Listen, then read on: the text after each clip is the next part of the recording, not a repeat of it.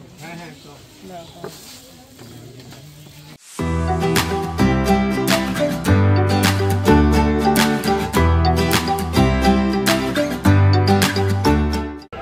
আলাইকুম, সকলকে স্বাগতম জানাচ্ছি আমার আরেকটি ভিডিওতে।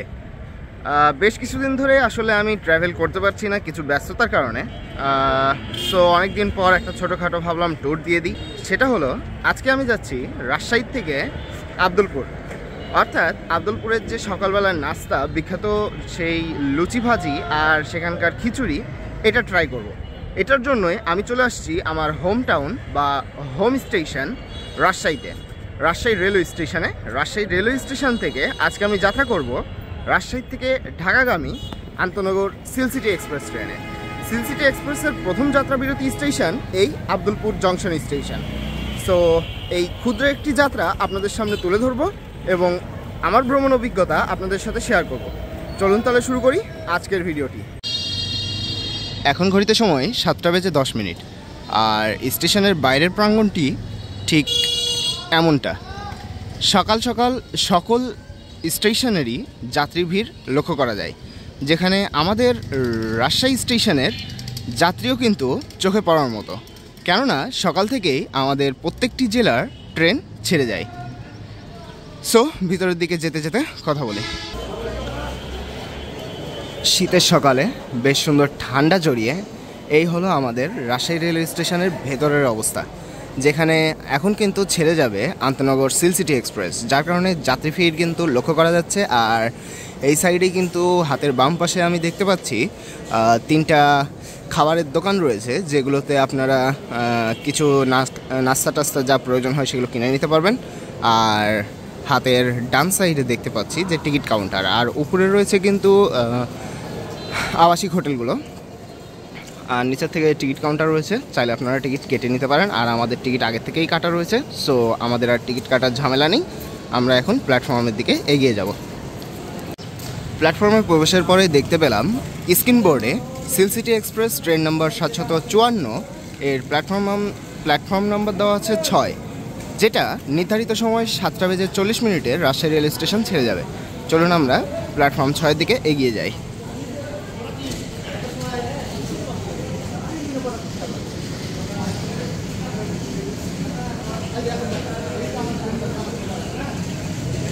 দেখতে পাচ্ছি আন্তনগর সিলসিটি এক্সপ্রেস ট্রেনটি 6 নম্বর প্ল্যাটফর্মে দাঁড়িয়ে রয়েছে, আমাদের সিট নাম্বার ইওতে।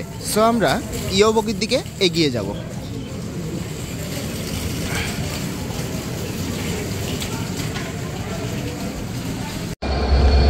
আজকের ট্রেনটির নেতৃত্বে আছে আমেরিকান জায়ান্ট লোকোমোটিভ 6600 সিরিজের লোকোমোটিভ, যার লোকোমোটিভ নাম্বার দেখতে পাচ্ছি 6610।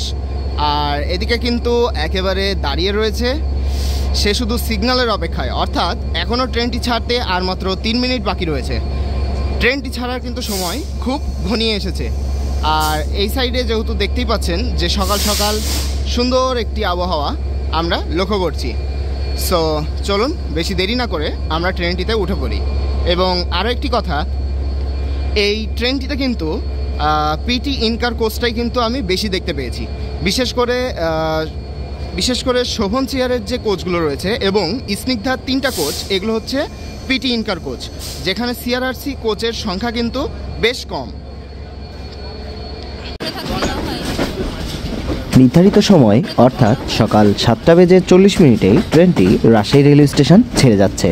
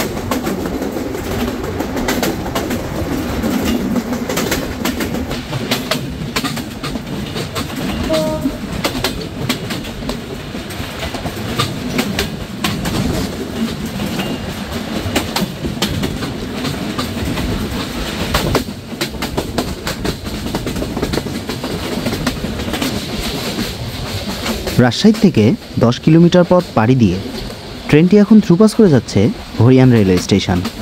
হরিয়ান রেলওয়ে স্টেশন আসতে ট্রেনটির সময় লেগেছে আনুমানিক 10 মিনিট। আর হরিয়ান রেলওয়ে স্টেশনে প্রবেশের পূর্বেই একটি সুন্দর বড় মাঠ রয়েছে, যেখানে বিকেলবেলা ছোট বাচ্চাদের খেলাধুলা দেখতে পাওয়া যায়।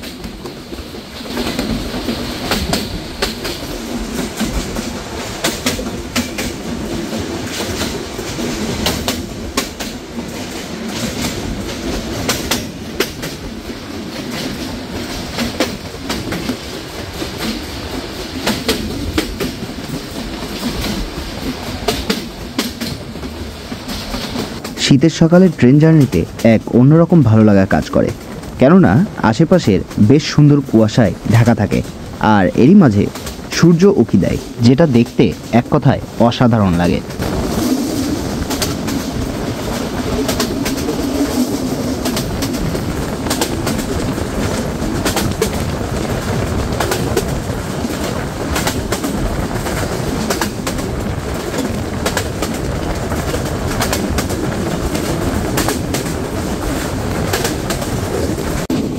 ইতিমধ্যেই ট্রেনটি নিয়ে আমার রাজশাহী থেকে ঢাকা যাওয়ার একটি সম্পূর্ণ অভিজ্ঞতা অলরেডি আপলোড করে রেখেছি, চাইলে আপনারা ভিডিওটি দেখে নিতে পারেন।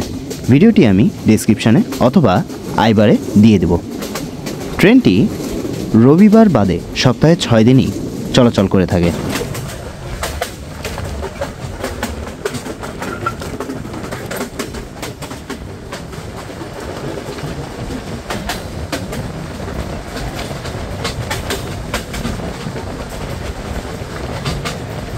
ট্রেনটি এখন থ্রুপাস করে যাচ্ছে Sardah road railway station.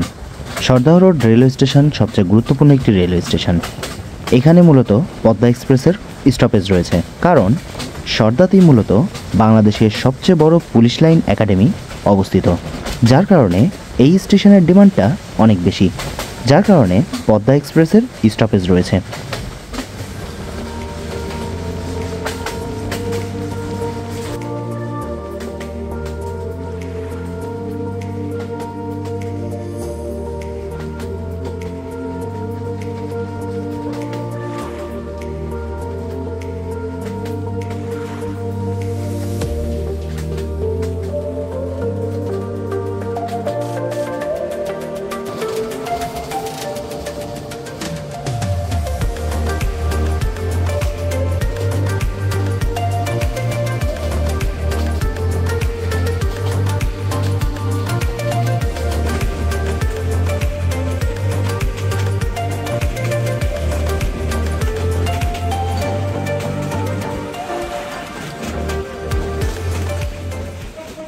Rajshahi থেকে 29 কিলোমিটারের পথ পাড়ি দিয়ে ট্রেনটি এখন থ্রুপাস করে যাচ্ছে Arani railway station. Arani railway স্টেশনে দেখা যাচ্ছে ঋষ্যদ্বীপ থেকে ছেড়ে আসা রহনপুরগামী রাজশাহী কমিউটারকে, যেটা সিলসিটি এক্সপ্রেসের জন্যই ক্রসিংয়ে ছিল, যার কারণেই সিলসিটি এক্সপ্রেস থ্রুপাস করে আরানি রেলওয়ে স্টেশন অতিক্রম করে যাচ্ছে।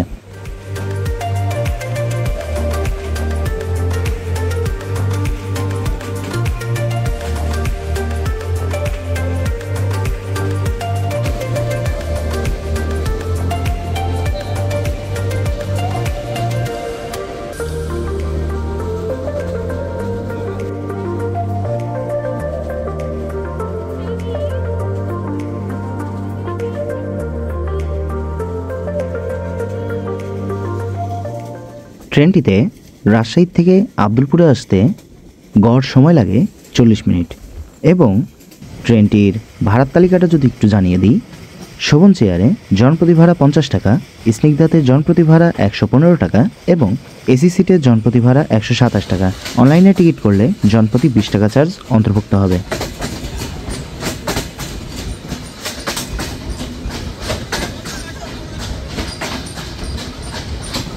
নেমে গেলাম আব্দুলপুর রেলওয়ে জংশনে।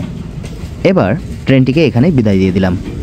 ট্রেনটি ছেড়ে যাচ্ছে ঢাকার উদ্দেশ্যে তার দ্বিতীয় যাত্রাবিরতি স্টেশন ঈশ্বরদী বাইপাস রেলওয়ে স্টেশনের অভিমুখে।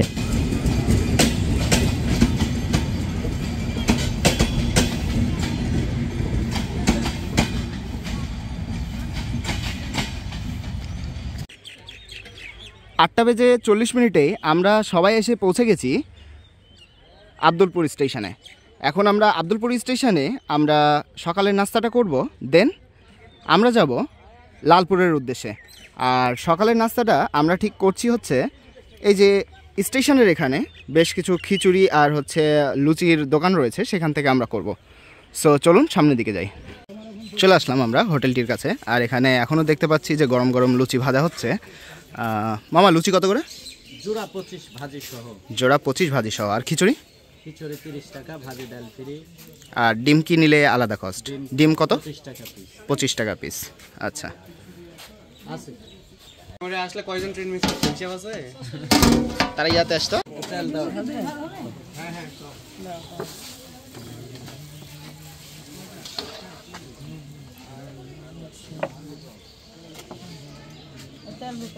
এটা কেমন এমন কালার? এখানে দেখছি হচ্ছে পুরি, সেই আব্দুলপুরের বিখ্যাত পুরি। এখানে হচ্ছে আলু ভাজি, আর ওখানে হচ্ছে ডিম ভাজছে, ডিমটা ভাজতে দেওয়া হয়েছে।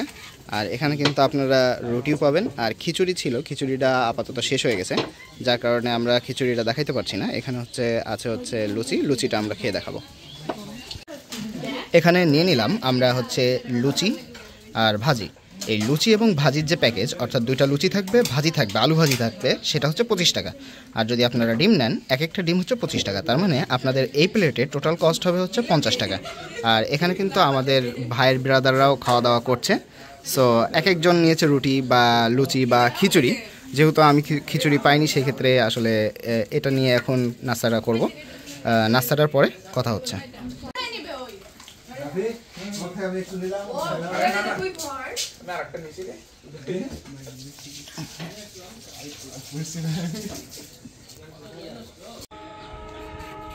এটা হচ্ছে আব্দুলপুর জংশনের ফুটওভার ব্রিজে আমি এখন দাঁড়িয়ে আছি। আর 3 নম্বর প্ল্যাটফর্মে প্রবেশ করছে রহনপুর থেকে ছেড়ে আসা খুলনাগামী মহানন্দা এক্সপ্রেস বা মহানন্দা লোকাল ট্রেন। আর এই সাইডেই হচ্ছে মূলত বাম দিকে গেছে নাটোর হয়ে পার্বতীপুরের লাইন, আর বাম দিকে গেছে রাজশাহীর লাইন, রাজশাহী চাঁপাইনবাবগঞ্জ এই দিকের লাইন। আর যদি আমি এই সাইডটা একটু দেখাই, এই সাইডটা মূলত হচ্ছে ঈশ্বরদী বাইপাস হয়ে খুলনার দিকের লাইন গেছে দর্শনা হয়ে, আর আরেক দিকে গেছে অর্থাৎ হাতের বাম দিকে গিয়েছে ঢাকার লাইন। সো এই হলো অবস্থা। আর আমরা যেখানে আজকে নাস্তা করলাম সেটা হচ্ছে হাতের বাম দিকে, 1 নম্বর প্ল্যাটফর্মের হাতের বাম দিকে হচ্ছে যে হোটেলটি রয়েছে, এই হোটেলটিতে নাস্তা শেষ করেছি। সো দেখা হচ্ছে পরবর্তী ভিডিওতে। আমরা আমাদের টিকিটটা বুঝে নিচ্ছি। এখন আমাদের তৌফিক বন্ধু টিকিটটা গুনছে, মনোযোগ সহকারে গুনছে।